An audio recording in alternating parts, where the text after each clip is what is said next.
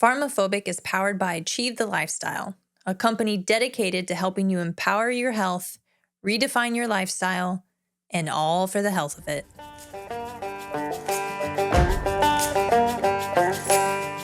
You're listening to PharmaPhobic, where we challenge the state of health in America. I'm Janie, a physician assistant, and I've seen how healthcare keeps people dependent instead of truly healthy. And I'm Dan, a veteran turned fitness pro here to uncover the truth and explore simple and sustainable health solutions. From big pharma to big food, we're exposing the conflicts of interest keeping us sick and finding better ways to take back our health.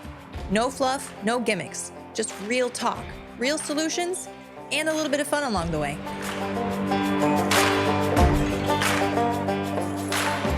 Hello there. Welcome to another episode of the PharmaPhobic podcast, where we help you achieve the strongest, healthiest, and most capable version of yourself.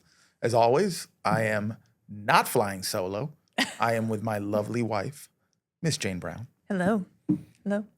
I like this. Oh, so we have a new setup if you haven't noticed. Yeah, if you're audio only, we're in a new studio. And listen, here's the thing. If you're audio only, that's kind of lame. I feel like you should listen to the audio and then also watch us on YouTube. Do both, okay? Do both, guys. But it makes me think, and maybe around the holidays we'll bring it out, but like the delicious dish. Oh. The how they talked about their holiday balls. You know, you're showing your age right now. Because that's like old, that's like late 90s SNL. You're showing your age. Yeah, that's nice. Oh my God. You got to be over the age of 40, y'all, to pick that one up. No. First of all, let's talk about, for a second, let's take 1 second before we dive into this, because we got a fancy topic today. We're going to get fancy in the fancy studio. What does strongest, healthiest, most capable version of yourself mean? Are you asking me? Yes. When we say that, what do you explain to the people what that tells you?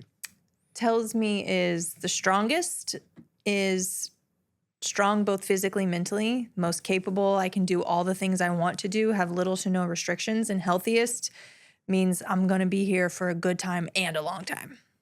Okay, good. Yeah, that's pretty much it. What's yours? I think of strength as a very important thing. You know what? I never layered the mental part of it, so that's very good. Janie, that's very good. So we're going to add that to that. But I was thinking about the physical strength part of it, because we know that strength is highly associated with longevity, so getting stronger. And then strength is also associated to capability. If you're stronger, you tend to be generally more capable. Right. Capability, I look at it as what can I do with my body? And as you journey in this health thing, what can you do with your body today that you couldn't do with your body yesterday?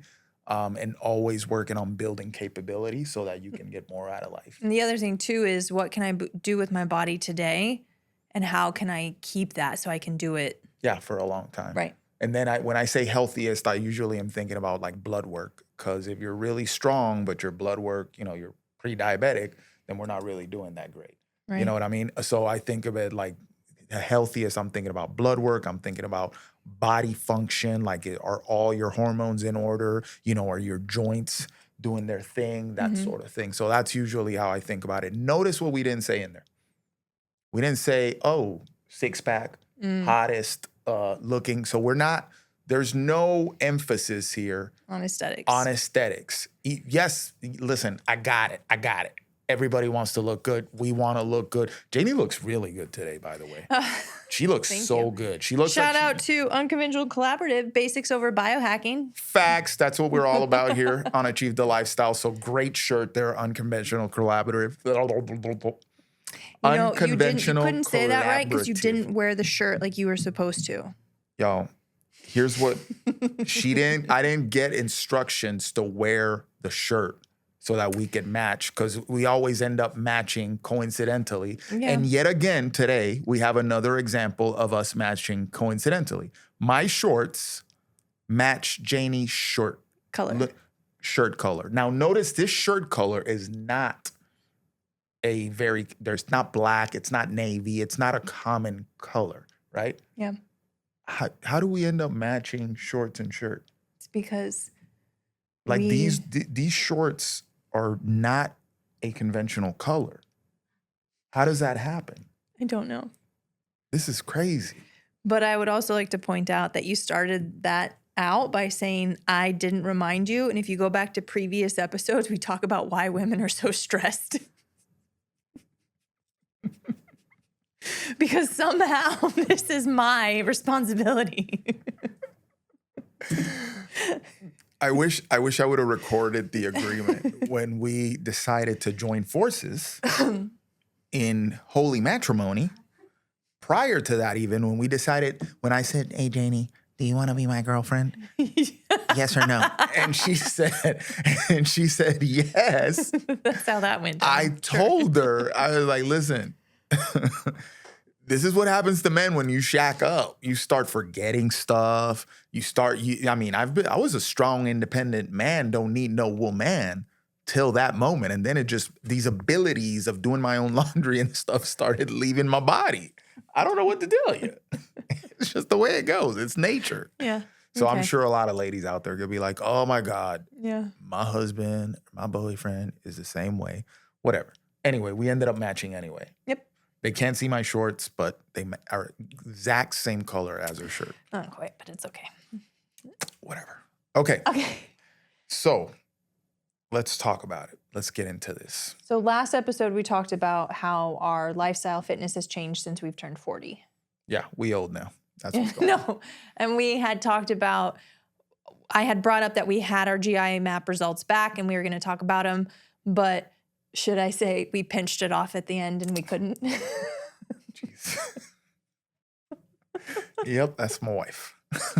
Get it? Because it's a stool test. Get it? Okay, just making sure.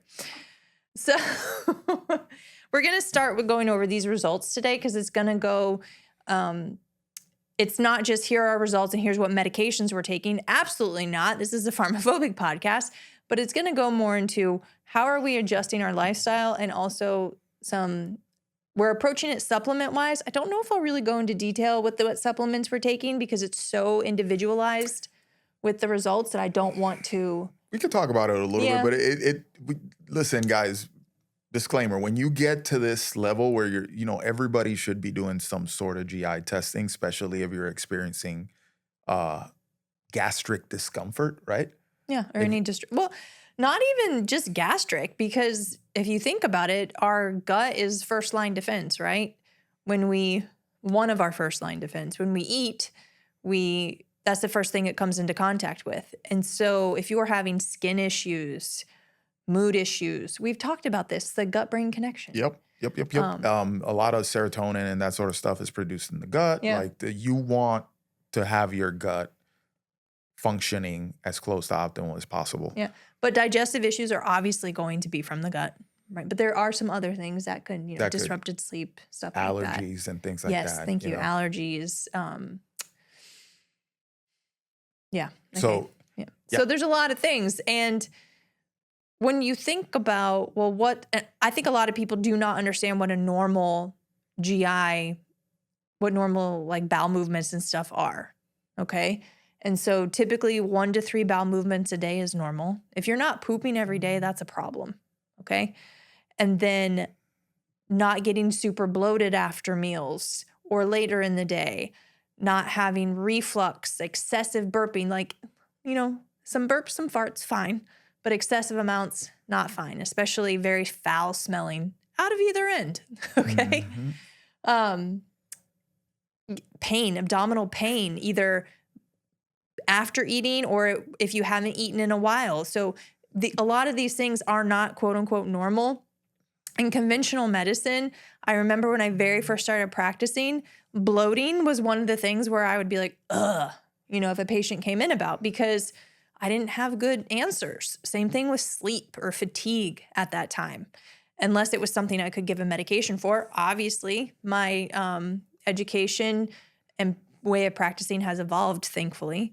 And so a GI map is something I've been wanting to do for a long time. I honestly haven't done it because I was a little afraid.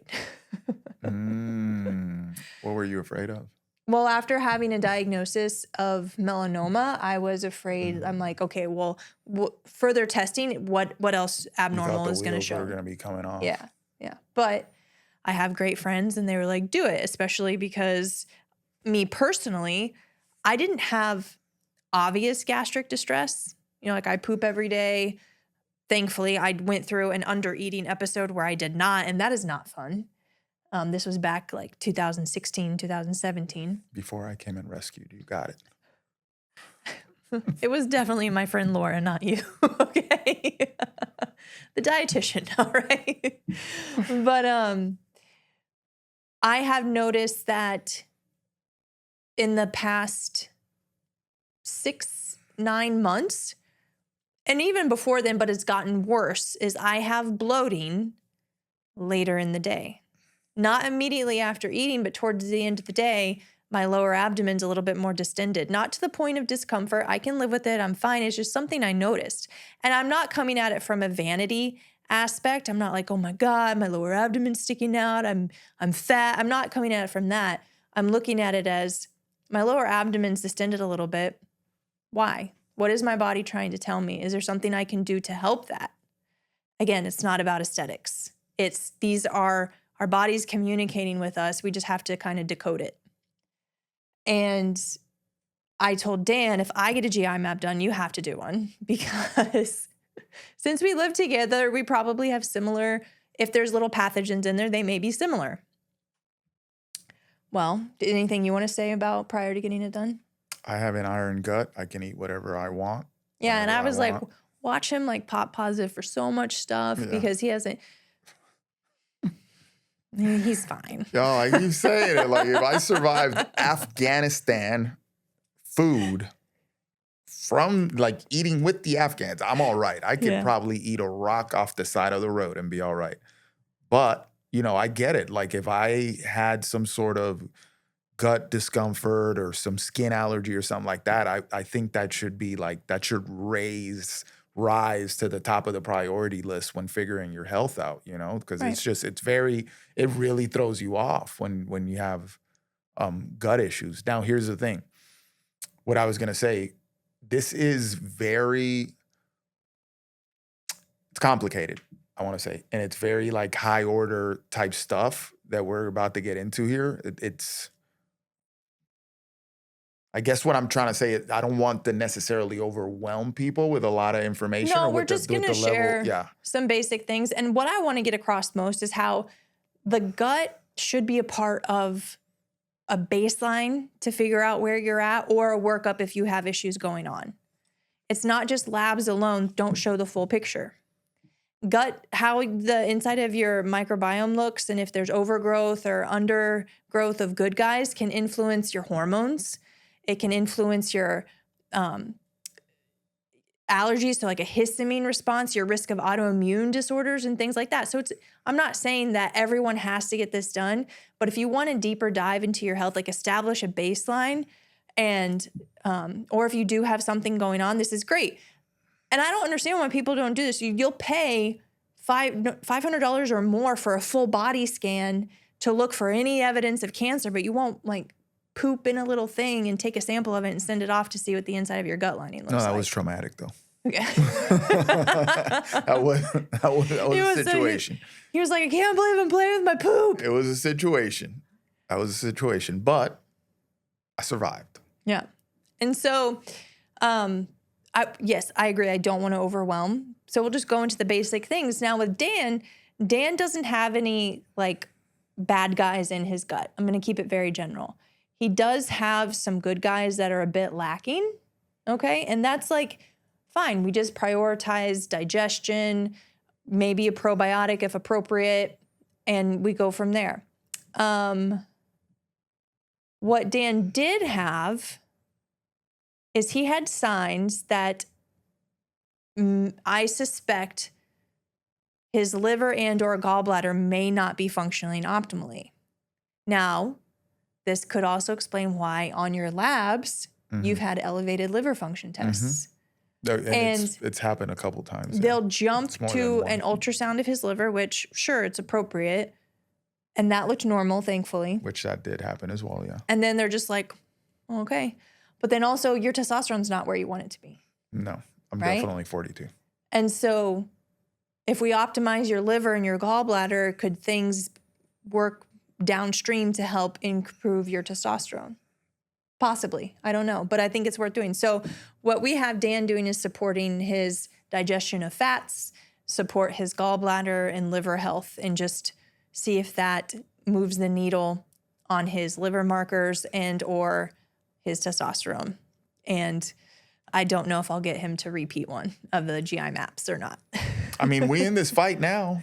We in this fight now, so I guess I don't will. think you necessarily have to. So to repeat a GI map, I mean, you can if you want to do it periodically just to like check and see where you are. Or if you're treating something specifically, you can follow up to look at it. But it is a cash-based test, and it is north of $300, between $300 to $500, depending on if you get on additional orders and your PCP's not going to do this for you. No.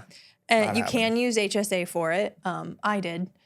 Oh, that's why I didn't. Okay. I had a dentist appointment today and it didn't take my whole thing. And I'm like, why? I haven't spent. And I was like, oh yeah, I used my HSA for this. Okay. And so that's what we're doing with Dan. So no alarming findings, just stuff we can work on optimizing, maybe repeat it. Now, drop a little bit. Like what did you put me on? Supplement-wise. I put you on a probiotic S. boulardii. Okay. So Saccharomyces boulardii. That's just a generally good probiotic, and especially for your levels, works well with that. I also put you on a immunoglobulin to help with your gut mucosal health, because some of your findings showed that maybe your gut mucosa wasn't as robust as it needs to be. Which one? I don't know. I mean, here we go. I'm not going to say what specific bacteria, but yeah. Okay. But what is it that I'm taking that is? That's the colostrum. Okay. Colostrum. Yeah. That's colostrum. You guys, you've probably heard it because I feel like more and more people are talking about colostrum these days. Yeah. So colostrum has dairy in it, and then you can get other IgG, so immunoglobulins that don't have dairy in them. And so it just depends on what your preference and sensitivities are. And then I also have you on phosphatidylcholine. That helps with your liver, gallbladder. You are supposed to be doing bile before you eat, some bitters before you eat, but that's fine. And then for mine's not quite as fun. And so I had some bad guys in there. My good guys were pretty solid. I'm lacking on a few, so I'm also taking the S. boulardii. But I had a few bad guys that were overgrown in there. And a lot of these can cause inflammation, histamine issues, so allergies. And one of them specifically, I was just doing a little bit of research, can cause bloating later in the day because it's more of like a lower, later in the colon organism. And I'm like, I have bloating later in the day. So I'm doing S. boulardii. I'm doing NAC because it's a biofilm disruptor, because some of these bad guys have biofilms on them, so you can't get into them as easily. So I'm using that to help disrupt that. I'm doing immunoglobulins as well.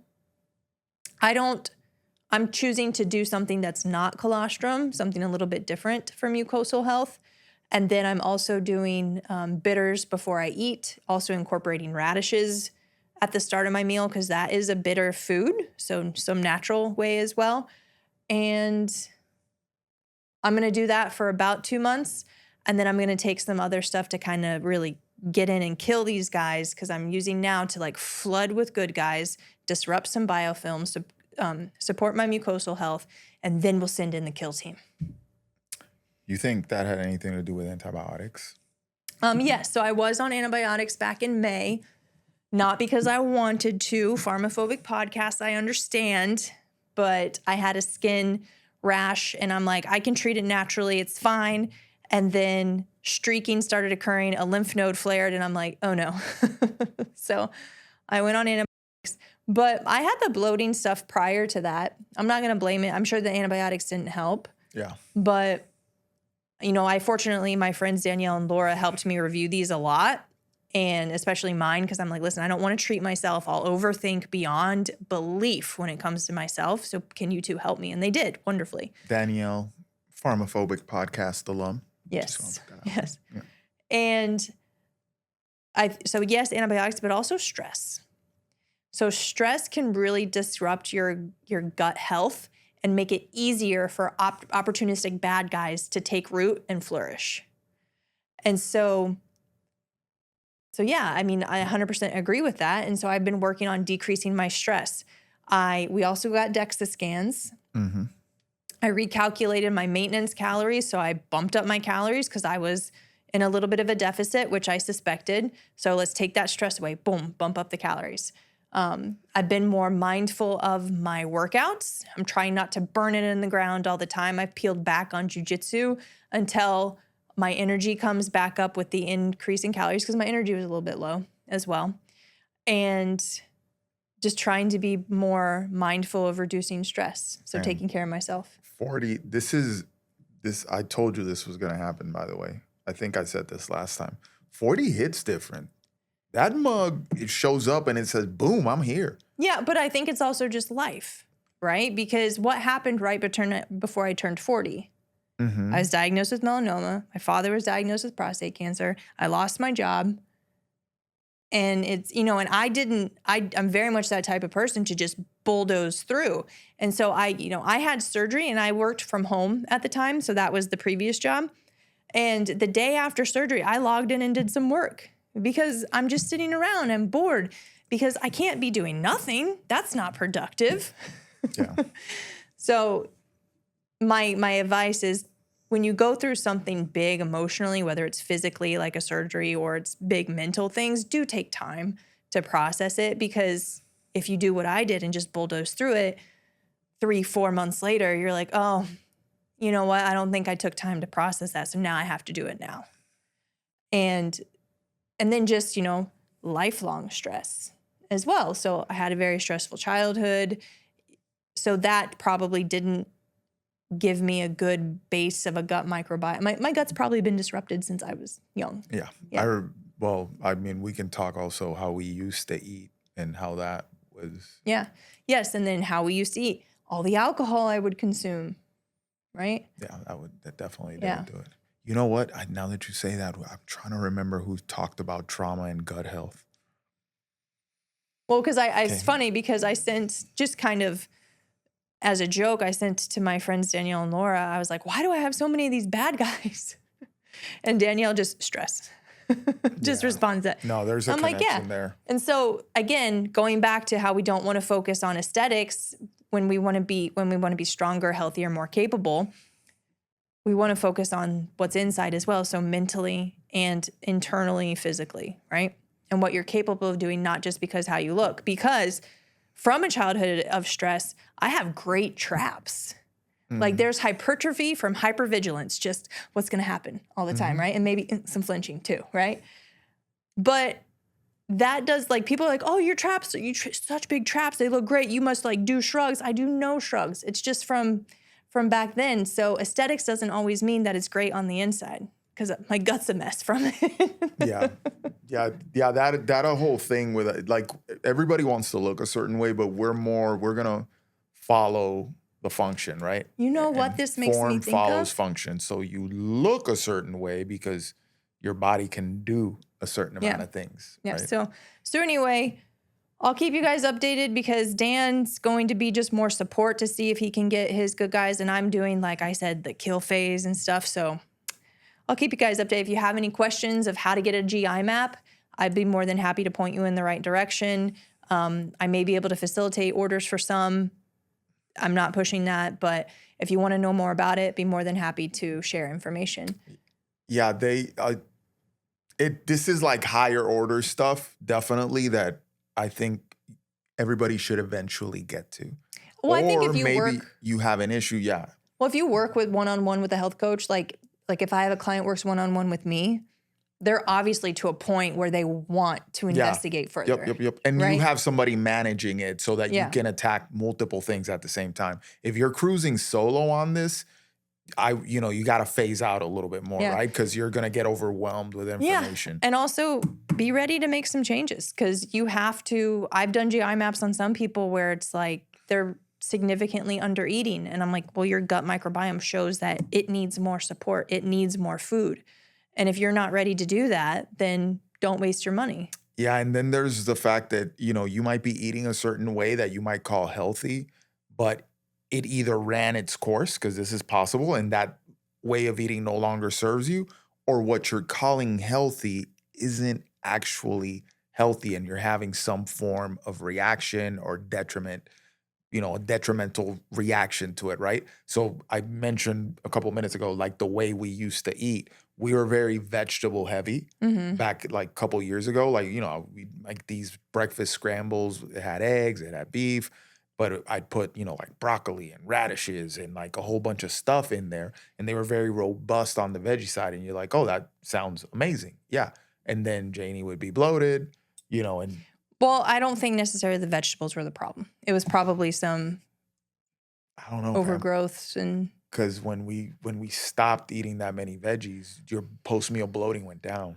it did. And However, and that's not the root cause of why the bloating was there. well, Those were just exacerbating it.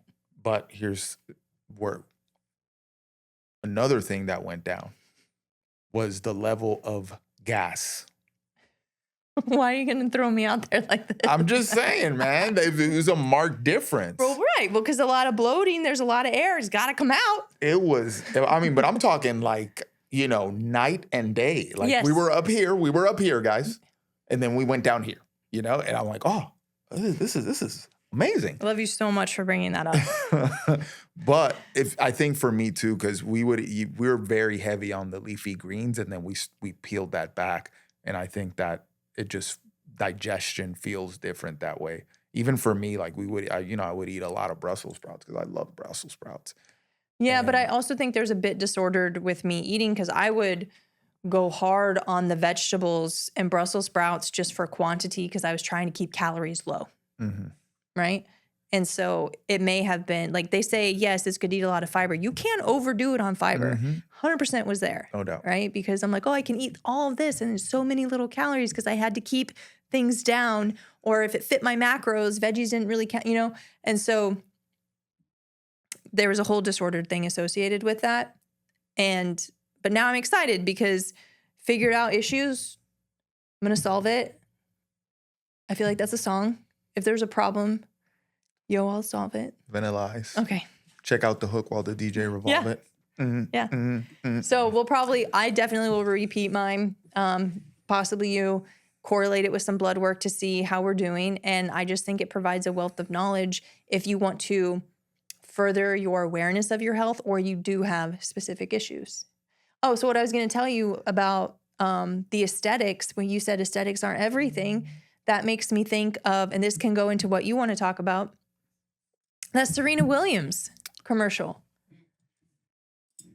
I want to listen. Listen to me. Listen. And so I am so over that commercial. So that commercial, and these are my opinions. I know I may not know all the details, but I've seen the commercial and she's promoting, is it Roe? Well, I think Roe's the company. Roe's the company. It's one of the trisepatides that she's promoting, it's whether it's semaglutide or tirzepatide, it's a GLP-1. And the targeting of that commercial is so layered. It's crazy. So Serena Williams, amazing athlete, a great achievements. Yeah, she's definitely one of the GOATs of all sports, if you put it out there. Had a very capable athletic body. Mm-hmm. Was she bigger? Sure. Did she look like she was bigger than she needed to be? No, she carried a ton of muscle. Mm-hmm. Okay, well, she had some cellulite. A lot of women do. I think people would be surprised. Like, I'm talking about layman's here, not people that live in gyms like we do. Like people that, they're kind of new to the fitness endeavor and that sort of thing. They would be surprised at the amount of women that have cellulite that are highly, highly, highly fit people. You know what I mean? Guess what, girls? Your favorite influencer on Instagram, she probably has cellulite too. She just freaking filtered that thing out. So stop it right now.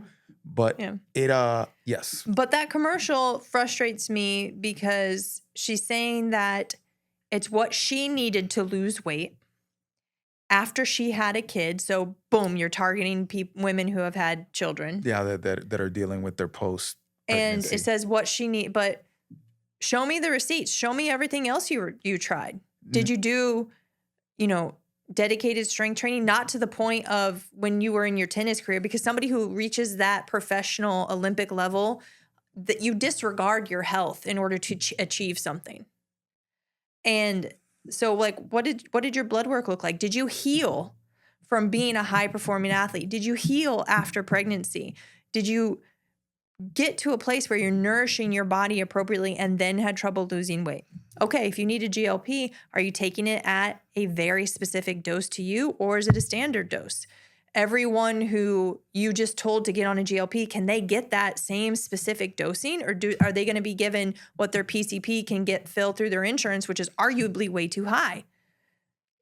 Not to mention, she's married to an investor in the company. My boy making millions. He's a stakeholder in the company. Yes, very large stakeholder in the company. And somebody came out and saying that she was following an all plant-based diet. Yep, she did that too. And eating a lot of processed food. It was a joke. That, so before I give you my piece on this. So here's something that happens with athletes a lot. And now let's take a quick break. Have you heard about collagen and how amazing it is for your skin, hair, nails, digestion, and joints, but have no clue which one to choose? I've been there. A few years ago, I stumbled upon Bubs Naturals, and let me tell you, I've been hooked ever since. Here's why I swear by them.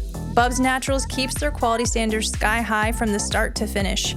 Their collagen blends perfectly in coffee, or really any other beverage you love.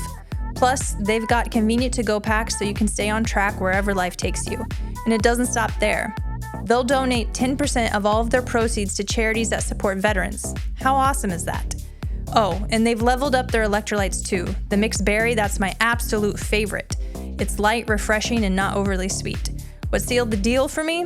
Their electrolytes are NSF certified, made right here in the USA, and just like their collagen, every purchase helps give back. So do your body a favor, head to bubnaturals.com and use my code JANE20 at checkout for 20% off every time you order. Tired of looking like you lost a fight with a powdered donut every time you work out? Yeah, I was too. That's why I ditched the messy chalk and switched to Chalkless. Chalkless is a new, clean, residue-free grip enhancer that goes on in seconds and lasts for hours. No clouds, no cleanup, just a rock-solid grip. Whether you're crushing it in the gym, dominating on the pickleball court, or hanging on a rock face like Spider-Man, Chalkless has your back. I even hit my 350-pound deadlift PR at Summer Strong using Chalkless. Locked in, zero slip, total confidence. Ready to level up your grip game? Head over to chalkless.com and use code JANEBROWN to snag 10% off your order. They eat whatever they want. Like right now, if you go look up an example, is DK Metcalf from the Seattle Seahawks. My boy DK Metcalf looks like a demigod. He looks like he's straight from Wakanda. Like, quit playing. He's 225 pounds, probably 6 or 7% body fat. He is huge he's not a receiver, he's a running back. Huge running. Like, he's probably 20 pounds heavier than the average running back. He's a freak of nature. Genetics, ridiculous. His dad played NFL. Ridiculous genetics. Have you seen the interview of what he eats? No. Dude lives on Skittles and he eats one meal a day. The rest of the day he's eating candy, Skittles, and all this other trash. I mean, when that came out, people were like, there's no way. He's got to be trolling or something. But people who've been around professional athletes can tell you that is reality. A lot of these NBA guys live on McDonald's. You think that they'd be eating optimally, and maybe they get one meal made for them by the team that's like super optimal. But if they're on their own, they're eating whatever the hell they want. Guess what? Because they practice Michael Phelps used to eat 10,000 calories a day, literally 10,000 calories a day. And at that point, you have to almost bring in processed foods because the amount of work that they're putting in. They got strength and conditioning, they got practice, they got skill work, all this stuff. So they're used to eating whatever they want because they're going to burn it off, right? Putting that into the Serena context, I'm sure, yes, she did follow a plant-based diet. Yes, it was almost a running joke, like all the garbage, like moon pies and things like that all the garbage she would eat, because the girl was on a tennis court the majority of the day, the majority of her life. What happens, and this happens with linemen too, you'll see this with guys that play in college or even in high school, they keep their football or whatever sport eating habits, even though they're not playing the sport anymore, and they get huge. They gain a lot of weight. So the first thing that you have to do is almost, hey, you're not playing anymore, bruh. So you don't need 7,000 calories a day. Mm-hmm. You see what I'm saying? We're speculating. Hey, we're all friends here. I'm speculating. I would venture to say, I would put some money on the fact that Serena probably kept her eating habits of her athletic career into a pregnancy and then just kind of rolled with it. And she didn't necessarily adjust for not playing tennis anymore. That's one. Well, to me, she can very well afford a chef, a dietitian, a nutritionist. No doubt. And that's the other one. Somebody to go do her, all that. So she could have. No, I don't know. No doubt. Yeah. But the chef's going to cook whatever you tell them to, or whatever you want. They're going to cook whatever you like. The chef, some people get a chef that's a nutritionist too. That's, we could talk about Jelly Roll at that point. Like my boy Jelly Roll's killing it. He's probably lost like 120, 130, he's lost the dude used to weigh 500 pounds. Yeah. And now he's looking like a completely different human being. And he's got a nutritionist that we know. And he's got a chef that travels with him. Like, the dude's killing it. Next thing on his list, he should be lifting weights. But, he's walking, that sort of thing. Anyway, with her, I would take a bet that she probably kept her eating habits of, I'm doing all this activity, because, you forget the break with that. And then, plant-based diet, that's problematic. Your girl Lizzo is another one. Oh, now we're call us TMZ now. She's another one that she spoke about this, and she's actually kicking some good knowledge. Like, Lizzo's dropping golden nuggets. I thought I would never hear myself say that some celebrities dropping gold. She's dropping golden nuggets because you hear Lizzo talking about her issues with eating plant-based and how her calories were super high because she would never feel satiated from eating all this highly processed crap. She's on an interview saying it, if you don't believe us. And then she switched to meat and eggs and got her animal protein in, and now she's satiated, so she's eating less, and boom, next thing you know, Lizzo's 100 pounds lighter. Yeah. Now. So some things with Serena is yes, you could say she didn't change anything. She used the medication more. I would be more inclined to believe that she has a trainer, she has a nutritionist, she has a chef, and she lost weight already. And maybe she used the GLP, but she was using it in a way where she won't have a lot of the detrimental side effects as some other people, because she had a wealth of muscle. Mm-hmm. I don't want her to lose muscle, but she could afford. If somebody could afford to lose some muscle, it would have been her, because she spent a lifetime building it. Yeah. And also she knows weight training. She's done it. She's easier to do it. But a lot of these people taking this medication have never, their hand has never grazed a weight. Yeah. Okay. They don't know how to get protein in consistently. They still think, Special K is a great breakfast. So I just think that advertisement like that is a huge disservice to people. It's a pharmaceutical commercial advertisement. And then not only did she talk about postpartum, then she took that shot across the bow of people think it's cheating, but that's not true. This is science, blah, blah, blah. It made me throw up a little bit in my mouth. I threw up a little bit in my mouth because I'm like, okay, this is big pharma commercial. Big pharma commercials. We are one of 2 nations in the entire world that allow pharmaceutical companies to market directly to consumer. New Zealand is the other one. What the hell's up with New Zealand? I don't know why y'all do that. But if you look at their rates of polypharmacy, compared, meaning people on multiple pharmaceutical products compared to ours, they're probably not even halfway to our number. Like, we are really hooked on pharmaceutical products. But anyway, now Big Pharma, they make these commercials that are like this kind of disgusting, kind of misleading thing, and they use her for it. Then she happens to be married to the guy that's highly invested in the company. It's just, blah. Yeah. It's blah. Yeah. It's blah. The whole not cheating thing, it's a tool. It can be used as a tool, especially if it's microdosed and specifically for you, which is usually done at compounding pharmacies. But she doesn't say that. Well, they won't. Listen, the pharmaceutical companies are going to kick the compounding pharmacies out of the market. They're making the moves. They're doing the lobbying right now to kick the compounders out. So here's the thing.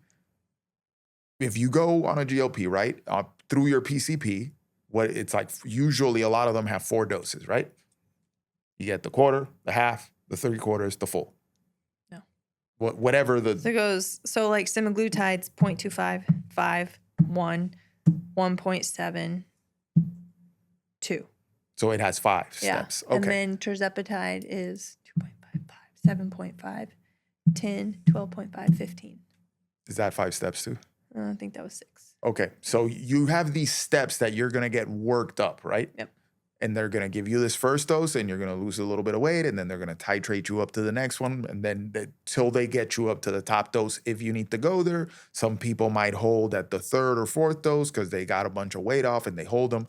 Whatever. That's if you have a really good provider. If you have somebody who does not care, and they just march you up every 4 weeks. And you could be like, I have nausea. I'm like, I have all these side effects. They're going to like, nah, we're going to infinity and beyond with this thing. Now,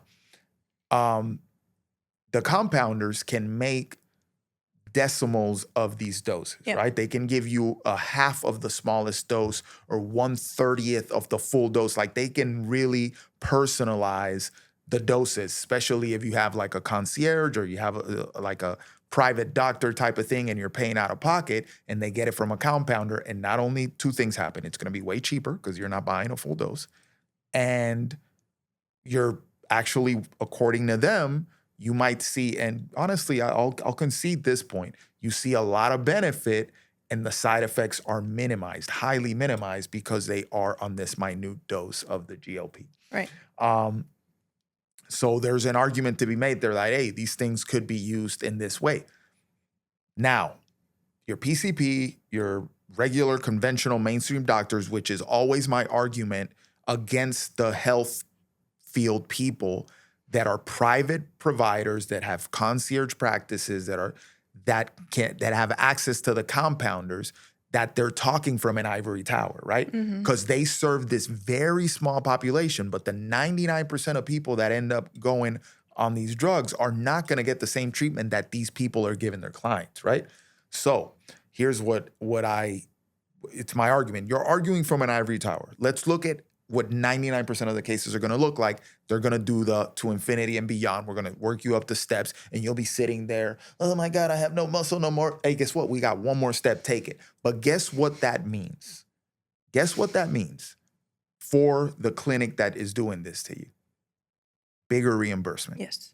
So the bigger doses that the big pharma made are not meant to be the most effective. They don't care about that. They can charge more for it. And if you're going to go out of pocket, this is how you end up paying $1,000 a month for this stuff. They can charge more for it. And then the health insurance can reimburse more for it. And the doctors put you on it because they get reimbursed more. So that's why these doses in the mainstream are so big. And they don't want the compounders to give you the small doses. It may be that, but also because when I was still working in conventional medicine full-time, when the drugs first came out, it was also lack of knowledge. And because if you look at the like dose recommendations, they say start at lowest dose for 4 weeks, titrate up. And I had a lot of other providers that were just like titrate up, where I would try to inject in and say, but let's see how the patient's doing. Mm-hmm. Let's see how they're feeling. Do they have any side effects? Because a lot of people are so fixated on the weight that they'll take a little nausea. Okay. Yeah. Oh, they'll yeah. take their bowel movements slowing down to every few days. And they won't make it, they'll be like, oh, well, yeah, I have some constipation. It's no big deal. I'm like, well, it is a big deal because that means you're not detoxifying your body properly. Things aren't moving properly. And what's going to happen when we go up to a higher dose? Not to mention, I said this before, that one anesthesiologist, who I assume is an anesthesiologist, told me that the GLPs have a half-life of 5 days, where the GLP naturally in your body is 3 hours. So what are we doing? Yeah. Maybe it isn't meant to linger that long, my guy. Yeah. You know, if we talk about your body's natural functions, that's why naturally it's only 3 hours. We don't want it around for 5 days. I'm just going to put that out there. Yeah, and that's optimally. Most people aren't even functioning optimally. So why don't we get the GLP naturally to be optimal first? Yeah, it is. It's a really interesting thing, and finding out that the doses that Big Pharma puts out had to do with reimbursements and that they can charge more and reimburse more and all this other stuff. I was just like, when I learned that, I'm like, of course it is. When you could give them a quarter of the dose, and it seems to be helping these people, and we'd be like, this is actually helping people.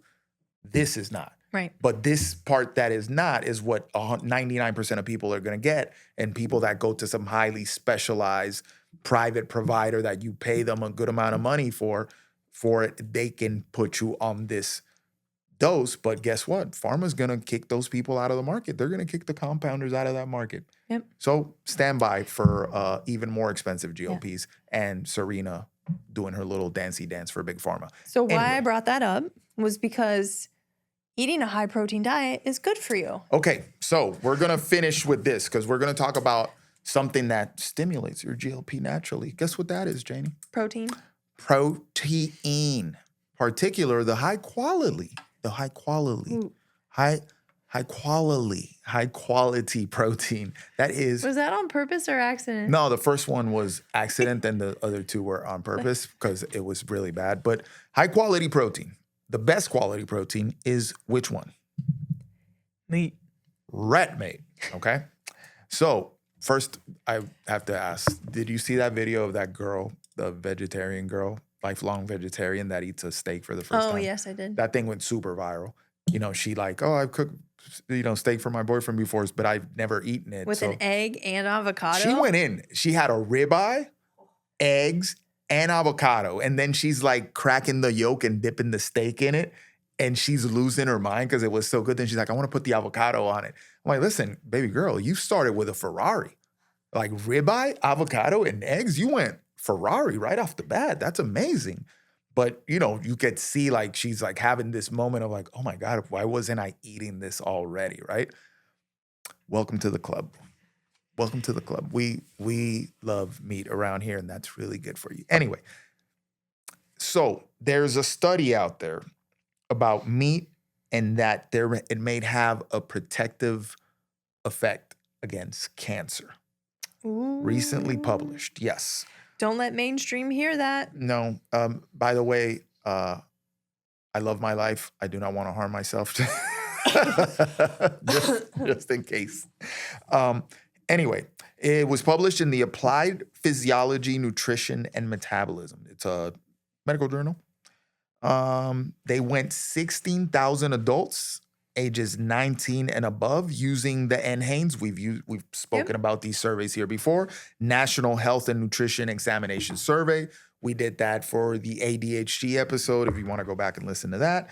And they examined how much plant protein and animal protein people consume. Now, here were their conclusions, okay? So they found no increased risk of death and even a modest cancer mortality reduction in those who ate more protein. Now, let's look at the faults in the study. It's survey-based. With nutrition stuff, you're going off of recollection, right? Right. So it depends, how often they have these people fill their surveys daily, which few of them do that. I think the best nutrition surveys, they're usually done weekly because recalling what you ate is easier. Some of them will go monthly. So you see how this is why we say studies are grain of salt. Yeah, and did they have them write down their food? Because I know one study, not this one, but one previously had just called people at random, hey, what did you eat? Yeah. Yeah. This is why I don't know why they don't use an app for these studies. Like, just have them log their food in an app. Then obviously you're depending on the person remembering everything they ate. But, a lot of these apps that are coming out now where you take a picture of it and boom, and it's loaded up and it tallies it up what you ate. But anyway, so they said they divided this thing into plant and animal protein. So plant protein had minimal impact on cancer mortality, meaning it didn't affect it positively, it didn't affect it negatively, according to this study. Minimal impact on cancer mortality, okay? And then animal protein had a small protective effect, meaning it trended more towards a positive risk reduction of cancer mortality, right? Now, here's another fault in this study. We got to keep it 2,000 around here. Was the plant protein glyphosate free? It never really is. I mean, when you start, listen, this is something, when we start looking at plant protein, if you're going with tofu, that's soy-based, that's super.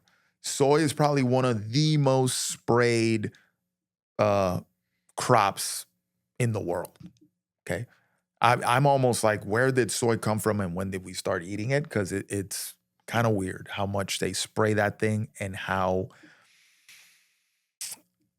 hard it is to actually derive nutritional benefit from it. Like, it's gut irritant. It gives people more problems than not. Then you got the phytoestrogen component of it. Like, it acts like estrogen, it spikes estrogen levels. So I'm like, when did we start eating soy? And people might be like, oh, look at the Japanese. Man, I don't think what they're eating is that regular soy that we're growing in like Minnesota. Yeah. I don't think that's what they're eating, fam. I don't think that. Yeah, I don't think that's what they're eating. Anyway, so the funding for this study came from the National Cattlemen's Beef Association. Obviously, these people want to sell some meat, so they funded a study about meat. So we gotta, hey, grain of salt right there. We gotta say, you can say this was funded by the industry. And the result of it, right, is beneficial to the industry. So aside from that, what do we know about meat, particularly ruminated meat, meaning meat that comes from animals that have multiple stomachs and that digest their food over and over again, like our beloved cows, elk, bison, deer, goats, sheep, all these types of meat. They tend to be red, right? If it's ruminated meat, it tends to be red meat. Nutritional profiles on meat. So this is independent from the study, things we know. Red meat tends to be high in things like creatine, vitamin A, you got iron, you got folate. What else you got in there? B12, zinc, way higher than, say, calcium. Chicken. Yep, way higher than chicken. So the nutritional profile on most red meats is fairly high, right? Especially the iron and B12, you won't get that in white meat. Nope. And this is something that, you have to ask yourself when you start looking at what the mainstream says and then what's actually beneficial for you. This is where you start separating. Okay, we believe in God here, and you can call it nature. I'm gonna call it God. I'm gonna call it creation. Why would nature, using secular terms here, create something? You need this list of nutrients, right? You need vitamin A, you need iron, you need zinc, you need creatine, you need all these amino acids that are in red meat, you need folate, you need copper, you need all that stuff. Taurine, you need all of it for an optimally functioning body. Why would it put all this laundry list of nutrients that you can go and look up and see that are all in there into something that is going to hurt you? Just make it make sense, please. Like, oh, look at all this stuff that's beneficial to me, but if you eat it, it's going to be bad for you. Yeah. That makes no sense. No. We go back to the same thing with eggs, right? Eggs, you went through a laundry list of nutrition and nourishing good stuff in eggs. Why would nature put that in there? All the stuff your body needs if it's bad for you. Just ask yourself that. Sit with that for a second. It's just as humans, we think that we can be better than nature. And then we come in and we bastardize it. Yep. So like cows are great, but cows shoved into a factory to pee and poop, and then they have to be heavily vaccinated, heavily medicated. Yep. They don't see sun just so we can mass produce meat so somebody can get a lot of money. You hit them with all sorts of antibiotics, torment the hell out of them. We have so many people here in the U.S. How would we feed them if we didn't do this? But there has to be a middle ground. I think we went too far. And I think that's a cop-out, really. Like, I mean, if we sat there, I mean, come on, man. We have iPhones and we have freaking sending rockets into space and then catching them back. Like, or are we sending them into space? Oh, my goodness. I'm kidding. I think that but if we eat things that are allowed to flourish in nature as they're intended to, that's when we'll be optimal. Not this, don't get me wrong, I love a good sausage, but sausage is a processed meat if done certain ways. Yeah, if you go eat a sausage in Germany or Croatia, their sausage was fire. Right. It's probably going to be a little bit different than your sausage Oscar Mayer made, Yeah. Or like a hot dog. Oh, yeah, hot dog is not meat. Which brings me to my next point. So people are going to be like, but Dan, look at all these studies that say the red meat's bad for you, Dan. Lasagna. Where they're using lasagna as red meat? Yeah. Notice when you read, and I read through a couple articles when I was looking at this study, notice they always say red meat and processed meat. They lump it together. Yeah. Red meat and processed meat. Red meat and processed meat, they lump it together. All these studies, all these articles that are kind of bashing red meat, they lump it together. Red meat and processed meat. So they're giving you like a little half truth and a little truth. So count lasagna as red meat. Count Boost protein drink. We've talked about this as quote unquote meat. That's not meat, but whatever. Counting hot dogs as red meat because they're beef franks or whatever. Highly processed hot dogs as red meat. So you go down the laundry list of what they're calling red meat. And then you start to find out they're not talking about the ribeye that old girl was eating and having a blissful experience. They're not talking about that. They're not talking about 93.7 grass-fed ground beef. They're not talking about that. They're not talking about that burger patty that you made in your kitchen with that nice beef you bought. And then, you cooked it nice. You didn't cook it too much now because supposedly, allegedly, if you overcook your meat, you're putting carcinogens into it. If you cook it over charcoal, that was going to be my final point. But they're not talking about that. Mm-hmm. You see what I'm saying? Mm-hmm. So something to consider, guys. I'll leave you with that. Just remember, man, if there's all those nutrients in there, why would it be bad for me? Yeah, and why if it's raised sustainably, and I'm not saying I do this, and I'm not telling you to do this, but why is it okay we could eat it raw? Yeah, that's true. Like tartare. Like I was a waitress in rural Kansas growing up, and the rawness that some men would eat steaks was like, just slap it on the grill on each side. I want it still mooing. Like that sort of thing. Yeah, listen. And the thing is so the last part that I was going to get, supposedly there's another article that cooking your meat over charcoal can cause cancer. What they're saying is can be carcinogenic, right? The fat hits the charcoal and then what comes back, that smoke that comes back out, that supposedly has, y'all. He needs reading glasses. Y'all, my eyesight. Heterocyclic amines or HCAs, amines. Read that for me, please. Guys. Heterocyclic amines, yeah. You know what's funny? HCAs are polycyclic aromatic hydrocarbons. You know what's funny that I wrote that? And now I got to look at it all funny so I could read this. Anyway, they say when the fat drips hits the coals, the charcoal, and that smoke that comes back, that's the stuff that's getting back into the meat, and that could be carcinogenic. So they're recommending that you don't overcook your meat. Don't char it too much, don't that sort of thing. Whether that's true or not, listen, I don't think something that I'm always curious about is the grill itself, right? What are the wires coated in? Yeah, what are the wires coated in? If you have a gas grill, like that grill that comes with it, it could be, have some PFAs in it, that sort of thing, if it's non-stick material. And then you clean it with a wire brush, just and then chipping off. So that's what I'm more curious about, like the fire hitting that. Yeah.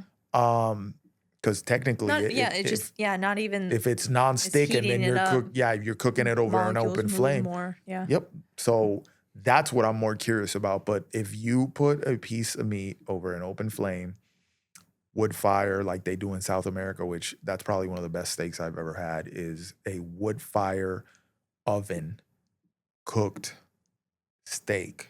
But that's not convenient, Dan. No, but it is. And I think the Croatians were doing it the same way. Fire meat. My God. Yo, that is unreal. And the thing is, this is in Chile, that they had the wood fire, like the brick oven outside, and it was kind of cold because I was there in our summer, their winter. And then they're putting this freaking thing with the meat in there over wood fire and cooking the meat in there and just, oh my God, ridiculous. Like open flame red meat is God's gift to you and to your health. Okay. Well, I think we beat that up. What do you think? Yeah. So takeaways. Let's go into some takeaways. Yeah. GI map stuff wise. GI map stuff. So like I said, we kind of wrapped it up, but just to recap, this is something that's useful to fully establish your baseline of health. Okay. Whether you do it once and never again, especially if there's no significant abnormalities found, you do periodically. It is a cash base, like I said, but if you want to further look into your health, either because of specific issues or you just want a complete picture, a GI map or some sort of gut testing provides a wealth of knowledge. And I would also say if you do blood work and there's some abnormalities that aren't significant enough to point to a specific process, but you don't really, like your liver function test, why are they high? Mm-hmm. Like we didn't know why. Thank God everything showed okay with the ultrasound. Why are they high? Okay, let's look in the gut. Let's look and see if that shows anything. And it did. And so now we're approaching it from that way. Yeah. So a GI map at some point should be done to complete your full evaluation of your health or further evaluate any issues that you are having that you aren't getting answers for. Or even just like if you haven't looked and you're just, well, this bloating's bothersome. It doesn't keep me from eating anything. I'm not having wicked diarrhea, nothing like that. But, my husband comments on a podcast in front of a bunch of people how much gas you produce, but maybe you should get a GI map.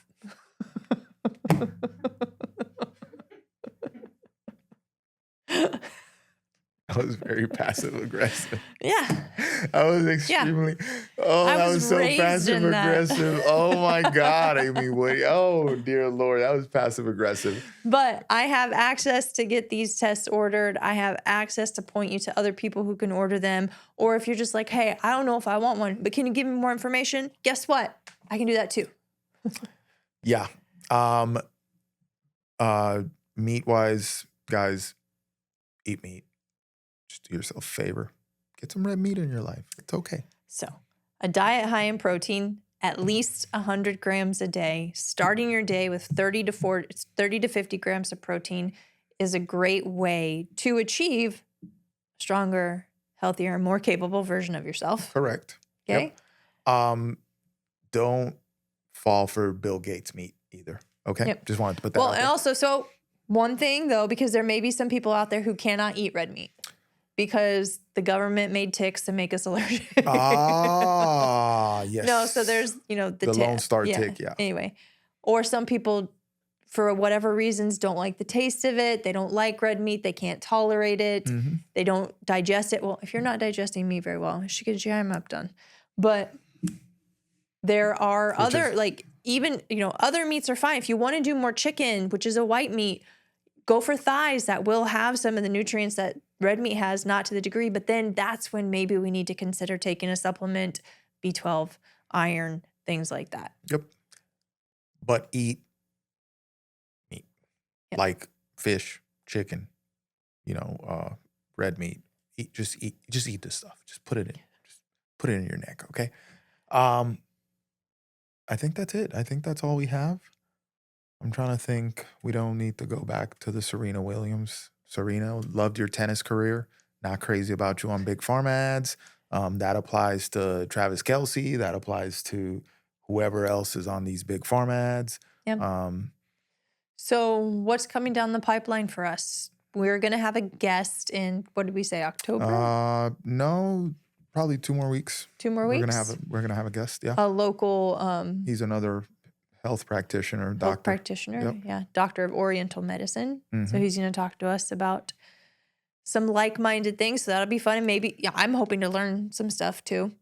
And I'm thinking that for Veterans Day, we should have an episode with you and some fellow veteran jiu-jitsuers.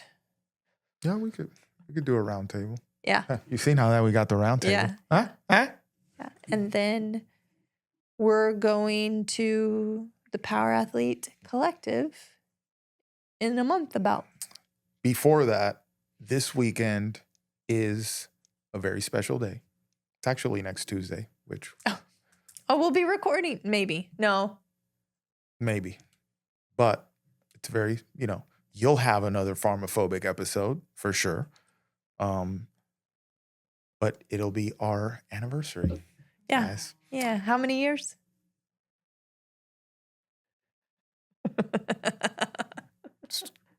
2 years, 3 years married, and 7 years together. That smile feels forced. I had to think about it. I had to think about it. I was like, yeah. So our anniversary, and we going boot scooting. Yeah, we're gonna go to a concert this weekend. That'll be fun. Yeah. Anyway, we're gonna go see Hardy. I thought he was gonna say it, but and Coetzel. And Coetzel. Yeah. So. Yeah. And Dan has a follow-up about his sleep study, and he for sure has the results in his portal. He just hasn't logged in yet. So we'll keep you updated on those results as well. I'm not great at going through my emails and I'm not great. If it's not bills and things like that, I'm like, oh, yeah. I sent you an email. Oh, okay. Yeah. So anyway, that's it, guys. That's it for today. Thank you for listening. Listen, guys, share the show. Send it to your neighbors. Send it to your friends. So maybe they could learn a little something too. We don't know everything, but we know some stuff, and we're here sharing it with you. And you get to watch us learn in real time. So we're on a quest here. We're trying to become really good at this health thing and helping other people get healthier. So you're watching this whole thing unfold in real time. So join us, guys. Don't hate. Just join us. Share the show. Yeah. And if you have any questions or comments, leave a comment or review, like us, subscribe, all that stuff. I said that out of order. Share the show, but you can also email us at info@achievethelifestyle.com. Our website's achievethelifestyle.com. And Instagram is at achievethelifestyle. Yeah. And if you hate it, if you absolutely hate the show, you're like, listen, these guys suck.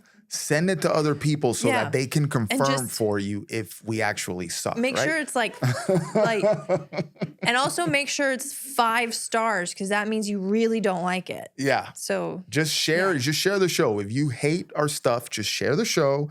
Send it to other people so that they can decide if they hate it too. They can, they can kind of confirm for you that they hate it. Okay. Yeah. Anyway, that is it, guys. We're out. We'll see you next week. Until then, stay pharma-free. Bye. Thanks for listening to the PharmaPhobic podcast. If you found this conversation interesting, which I know you did, Make sure to follow us on Apple, Spotify, or wherever you get your podcasts. And also make sure to check us out on Instagram at Achieve the Lifestyle. And if you're interested in pursuing a stronger, healthier, more capable version of yourself, check out our website at achievethelifestyle.com. The PharmaPhobic podcast is for informational and entertainment purposes only. The views expressed are those of the hosts and guests and do not constitute medical, legal, or professional advice. Always consult a qualified healthcare provider before making any medical or wellness decisions. While we discuss pharmaceutical, holistic, and alternative health topics, our content is not a substitute for professional medical guidance.